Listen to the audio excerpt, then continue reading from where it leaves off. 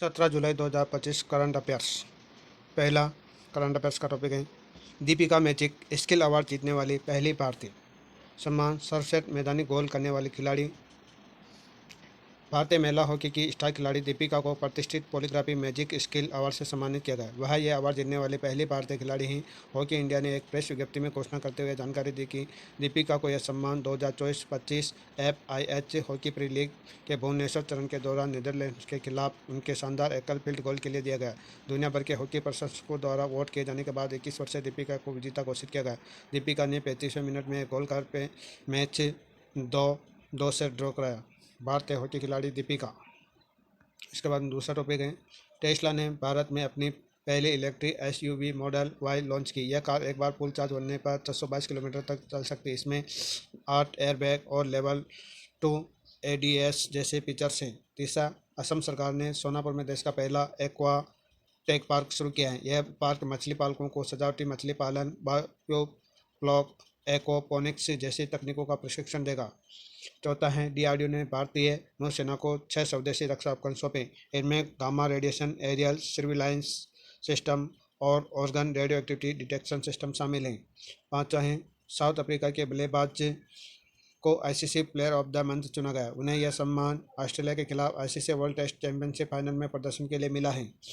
चौथा है चीन के वैज्ञानिकों ने दुनिया का सबसे हल्का ब्रेन कंट्रोलर तैयार किया गया। डिवाइस मधुमक्खियों के दिमाग को नियंत्रित कर उन्हें रोबोट की तरह संचालित कर सकता है।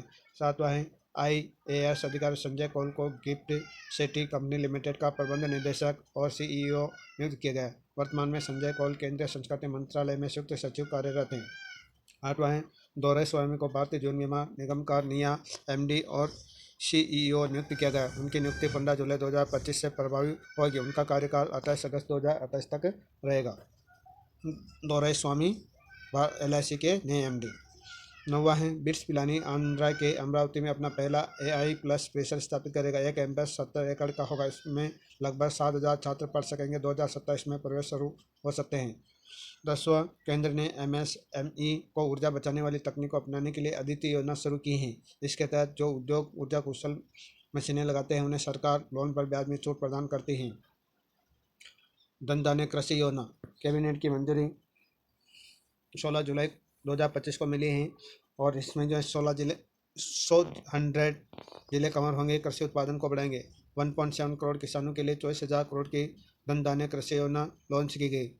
देश के 100 जिलों के 1.7 करोड़ किसानों के लिए केंद्र सरकार धन धान्य कृषि योजना शुरू करने जा रही है। केंद्रीय मंत्रिमंडल ने 16 जुलाई 2025 को मंजूरी दी है।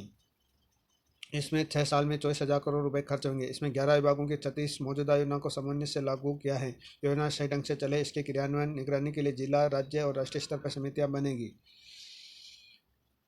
ऐसे काम करेगी योजना। प्रत्येक धनधान्य जिले में योजना की प्रगति की निगरानी हर महीने होगी। निगरानी 117 प्रमुख इंडिकेटर्स के जरिए की जाएगी। नीति आयोग भी जिला योजनाओं की समीक्षा करेगा। हर जिले में समीक्षा के लिए केंद्रीय नोडल अधिकारी तय होंगे।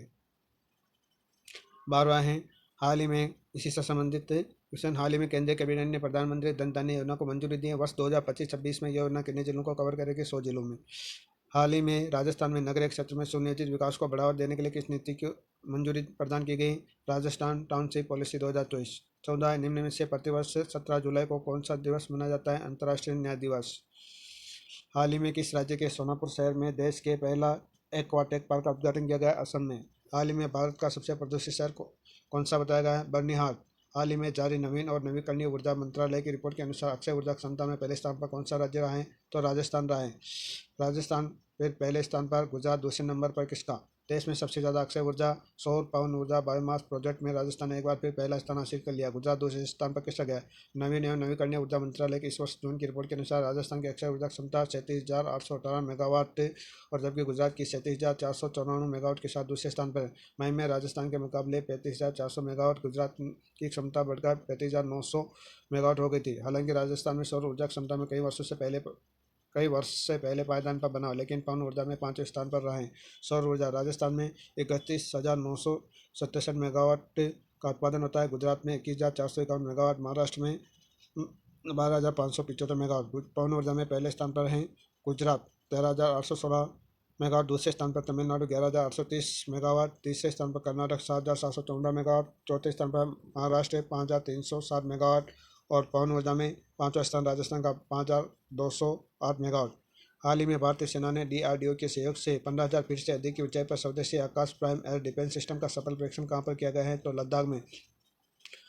राजस्थान का पहला स्नैक पार्क कहाँ स्थित है और सर्प दिवस कब मनाया जाता है, कोटा में। और सर्प दिवस 17 जुलाई को मनाया जाता है। शिक्षा नगरी कोटा में राजस्थान का पहला स्नैक पार्क बनकर तैयार हो गया है।